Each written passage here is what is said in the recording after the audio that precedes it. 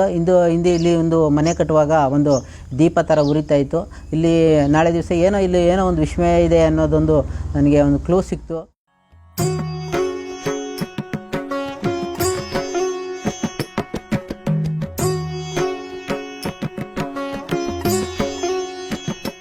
ಅಮ್ಮನವರೇ ಬಂದು ಕನಸಿನಲ್ಲಿ ಬಂದು ಡೈರೆಕ್ಟಾಗಿ ಬಂದು ಕನಸಿನಲ್ಲಿ ಹೇಳ್ತಾಯಿದ್ರು, ನನಗೊಂದು ಜಾಗ ಕೊಡಿ, ಈ ಕ್ಷೇತ್ರ ಈ ಚೌಡಂಗುಪ್ಪೆ ಮಹಾಲ ಕ್ಷೇತ್ರದಲ್ಲಿ ನಾನು ನೆಲೆಸಬೇಕು ಅಂತ.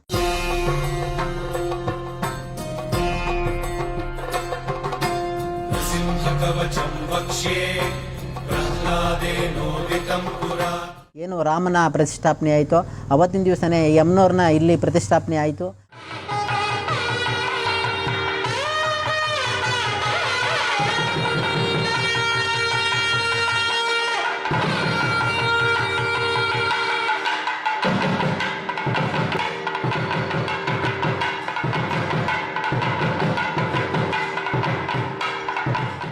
ಭಕ್ತಾದಿಗಳು ಸಹಕಾರ ಮಾಡಿ ಬರಲಿ, ಅಮ್ಮನವರು ಆಶೀರ್ವಾದ ಮಾಡ್ತಾರೆ, ಏನೇ ಕಷ್ಟಗಳಿದ್ರೂ ಒಳ್ಳೆಯದಾಗುತ್ತೆ.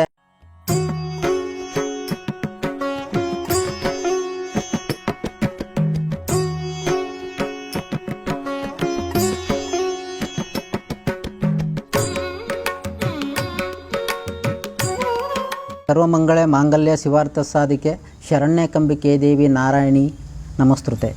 ಈ ದೇವಸ್ಥಾನವನ್ನು ನಾವು ಮಾಡಬೇಕು ಅಂತ ನಾನು ಅಂದ್ಕೊಂಡಿರಲಿಲ್ಲ. ಹಾಗಾಗಿ ನಾವು ಸುಮ್ಮನೆ ಆಗ್ಬಿಟ್ಟಿದ್ದು. ಹಿಂದೆ ಇಲ್ಲಿ ಒಂದು ಮನೆ ಕಟ್ಟುವಾಗ ಒಂದು ದೀಪ ಥರ ಉರಿತಾ ಇತ್ತು. ಇಲ್ಲಿ ನಾಳೆ ದಿವಸ ಇಲ್ಲಿ ಏನೋ ಒಂದು ವಿಸ್ಮಯ ಇದೆ ಅನ್ನೋದೊಂದು ನನಗೆ ಒಂದು ಕ್ಲೂ ಸಿಕ್ತು. ಹಾಗಾಗಿ ಅಂದೇ ದಿನ ಕಳೆದ ನಂತರ ನಾವು ಗೊರವನಹಳ್ಳಿ ಮಹಾಲಕ್ಷ್ಮಿ ಅಮ್ಮನವ್ರನ್ನ ಪೂಜೆ ಮಾಡ್ತಾ ಬಂತಾಯಿದ್ದೋ.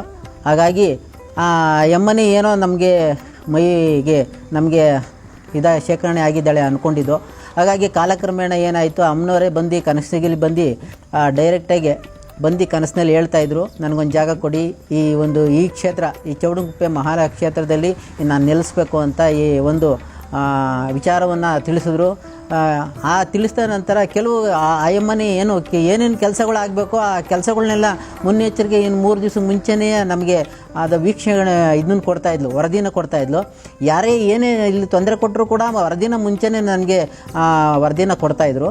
ಹಾಗಾಗಿ ಆಯಮ್ಮನ ಸಲಹೆಯಿಂದ ಆಯಮ್ಮನ ಮೇರೆಗೆ ನಾವು ಆಯಮ್ಮನ ಗೊರವನಹಳ್ಳಿ ಮಹಾಲಕ್ಷ್ಮಿ ಅಮ್ಮನವರೇ ಇಲ್ಲಿ ಬಂದು ಚೌಡಂಗುಪ್ಪೆಗೆ ಇಲ್ಲಿ ಬಂದು ನೆಲೆಸ್ತಾ ಇದ್ದಾರೆ ಅಂತ ನಮಗೆ ಒಂದು ದೊಡ್ಡ ಖುಷಿ ಆಯಿತು.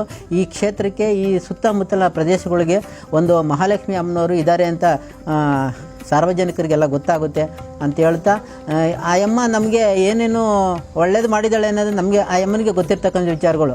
ಏನು ರಾಮನ ಪ್ರತಿಷ್ಠಾಪನೆ ಆಯಿತು, ಅವತ್ತಿನ ದಿವಸನೇ ಯಮ್ಮನವ್ರನ್ನ ಇಲ್ಲಿ ಪ್ರತಿಷ್ಠಾಪನೆ ಆಯಿತು. ಅವತ್ತಿಂದ ಇವತ್ತಿನವರೆಗೆ ಬಂದಂಥ ಭಕ್ತಾದಿಗಳಿಗೆ ಎಲ್ಲರಿಗೂ ಒಳ್ಳೆಯದಾಗೈತೆ. ಮಕ್ಕಳಿಲ್ದೋದರ ಮಕ್ಕಳು ಕೊಟ್ಟಿದ್ದಾರೆ. ಮನೆಯಲ್ಲಿ ಏನು ಕಲಹ ಇದೆಯೋ ಅದೆಲ್ಲ ದೂರವನ್ನು ಮಾಡಿದ್ದಾಳೆ.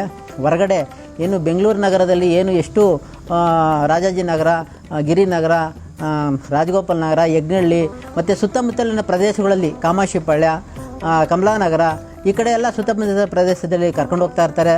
ಕರ್ಕೊಂಡೋಗಿ ಅಲ್ಲಿ ಅವ್ರನ್ನ ಕೇಳ್ತಾ ಇದ್ದಾರೆ. ಆದರೆ ಅವತ್ತಿನ ದಿವಸ ದೇವಸ್ಥಾನ ಇರಲಿಲ್ಲ.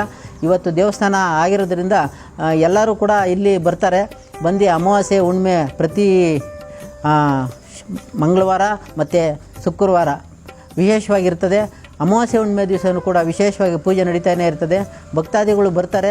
ಇಲ್ಲೇನೋ ಅವರು ಪ್ರಶ್ನೆಗಳಿಗೆ ಉತ್ತರ ಸಿಗುತ್ತೆ. ಇಲ್ಲಿ ಪ್ರಶ್ನೆಗಳನ್ನು ಕೂಡ ಹೇಳ್ತೀವಿ. ಇಲ್ಲ ಆ ಯಮ್ಮ ಎಲ್ಲ ಜಾಗಗಳನ್ನ ತೋರಿಸ್ಕೊಂಡು ಬಂದಳು. ಅವಾಗ ಆ ಯಮ್ಮನಿಗೆ ಎಲ್ಲೂ ಸೂಟಬಲ್ ಆಗಲಿಲ್ಲ. ಬೆಂಗಳೂರಲ್ಲೂ ಕೂಡ ತೋರಿಸಿದ್ಲು. ಆ ಯಮ್ಮನಿಗೆ ಅಲ್ಲಿ ಎಲ್ಲೂ ಸೂಟಬಲ್ ಆಗಲಿಲ್ಲ. ಈ ಕೊರೋನಾ ಸಂದರ್ಭದಲ್ಲಿ ನಾವು ಇಲ್ಲಿ ಬಂದು ಮಹಾಲಕ್ಷ್ಮಿ ಅಮ್ಮನವ್ರದ ಒಂದು ಪೂಜೆ ನೆರವೇರಿಸ್ತೋ. ಹಂಗಾಗಿ ಆ ಯಮ್ಮನೇ ಆ ಯಮ್ಮನ ಅನುಗ್ರಹದಿಂದ ಆ ಯಮ್ಮ ಇಲ್ಲೇ ತಳ ಊರ್ಬಿಟ್ಟಿದ್ದಾರೆ. ಅನುದಾನ ಯಾವುದು ನಮಗೆ ಸರ್ಕಾರದಿಂದ ಏನೂ ಇಲ್ಲ. ನಾವೇ ಶ್ರಮ ಬಿದ್ದು ಅವ್ರ ಹತ್ರ ಕೇಳಿ ಸಹಾಯ ಕೇಳಿ ನಾವು ಇದು ಮಾಡ್ತಾಯಿದ್ವಿ. ಸರ್ಕಾರದ ಅನುದಾನದಲ್ಲಿ ಇವತ್ತೂ ಕೂಡ ಏನೂ ಆಗಿಲ್ಲ. ನಾವು ಅವ್ರನ್ನ ಕೇಳುವಿಲ್ಲ. ಇನ್ನು ಮುಂದೆ ನಾವು ಅಮ್ಮನವರು ಸಹಕಾರ ಕೊಟ್ಟರೆ, ಜನಗಳು ಬೆಂಬಲವನ್ನು ಕೊಟ್ಟರೆ ನಾವು ಇನ್ನೂ ಇದನ್ನು ದೇವಸ್ಥಾನ ಗೋಪುರ ಕಟ್ಟಬೇಕು. ಮುಂದೆಗಡೆ ಆರ್ಚು ಎಲ್ಲವನ್ನು ಸುತ್ತ ಕಾಂಪೌಂಡನ್ನು ನಾವು ಮಾಡಬೇಕು. ಭಕ್ತಾದಿಗಳು ಸಹಕಾರ ಮಾಡಿ ಬರಲಿ, ಅಮ್ಮನವರು ಆಶೀರ್ವಾದ ಮಾಡ್ತಾರೆ, ಏನೇ ಕಷ್ಟಗಳಿದ್ರೂ ಒಳ್ಳೆಯದಾಗುತ್ತೆ. ಮಕ್ಕಳಿಲ್ಲ ಅಂದ್ರೆ ಮಕ್ಕಳಾಗುತ್ತೆ. ಸುಮಾರು ಭಕ್ತರಿಗೆಲ್ಲ ಒಳ್ಳೆಯದಾಗಿದೆ. ಸುಮಾರು ಕಡೆ ಹೋಗಿದ್ದೀವಿ ನಾವೇ. ಅಲ್ಲೇ ಹೋಗಿ ಪ್ರಶ್ನೆ ಕೊಟ್ಟಿದ್ದೀವಿ. ಏಕೆಂದರೆ ಅವ್ರ ಮನೆಗೆ ಕರೀತಾರೆ, ನಾವು ಮನೆಗೆ ಹೋಗ್ತೀವಿ. ಮನೆಗೆ ಹೋದಾಗ ಅಲ್ಲಿ ನಾವು ಏನು ನಮ್ಮ ಅಡ್ರೆಸ್ ಏನಿದೆ ಅದನ್ನ ಕೊಡ್ತೀವಿ. ಆವಾಗ ಅವ್ರೇನು ಮಾಡ್ತಾರೆ, ಅಲ್ಲಿಗೆ ಬರೋಕ್ಕಾಗಲಿಲ್ಲ ಅಂದರೆ ಅಲ್ಲೇ ಕರ್ಸ್ಕೊತಾರೆ. ನಾವು ಅಲ್ಲಿಗೆ ಹೋಗ್ತಾಯಿದ್ದೀವಿ. ಮುಂದಿನ ದಿವಸದಲ್ಲಿ ಇನ್ನೂ ಅಭಿವೃದ್ಧಿ ಮಾಡೋಕ್ಕೆ ನಾವು ಇಲ್ಲೇ ಪ್ರಶ್ನೆಯನ್ನು ಹೇಳೋಕ್ಕೆ ಇದು ಮಾಡ್ತೀವಿ. ಎಲ್ಲರೂ ಭಕ್ತಾದಿಗಳು ಬಂದು ಈ ತಾಯಿಯ ಆಶೀರ್ವಾದವನ್ನು ಪಡಿಬೇಕು ಅಂತ ನಾನು ಕೇಳ್ಕೊತೀನಿ.